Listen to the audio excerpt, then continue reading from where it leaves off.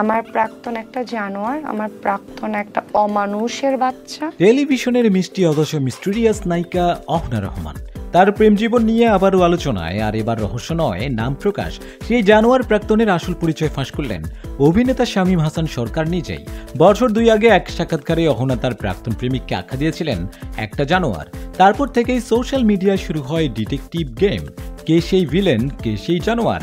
অনেকে সোজা আঙ্গুল তুলেন শামীম হাসান সরকারের দিকেই। শামীম, যার সঙ্গে অহনার ছিল বন্ধুত্ব, নাটকে জুটি, তাকে ঘিরেই শুরু হয় গুঞ্জন। কিন্তু এবার আর চুপ থাকলেন না শামীম। সাম্প্রতিক এক ইভেন্টে হেসে বললেন, ভাই আমি জানোয়ার না, জানোয়ার আলাদা, আমি আলাদা। শামীম জানালেন, অহনার সেই জানোয়ার প্রাক্তন আর কেউ নন, বরবাদ সিনেমার পরিচালক মেহেদী হাসান হৃদয়।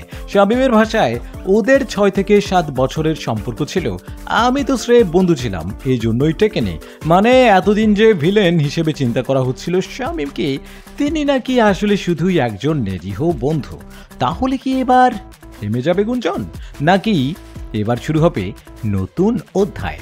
অহনার হৃদয় সেই 6 থেকে 7 বছরের সম্পর্কের ভেতরে আসল জানুয়ারি কাহিনী কি এখনো বাকি? রিল টক বিডি রইল আপনার পাশে। সত্য মিথ্যার এই গসিপি যাত্রায় নতুন রহস্য, নতুন মুখোশ খুলতে আবার আসছি খুব শিগগিরই।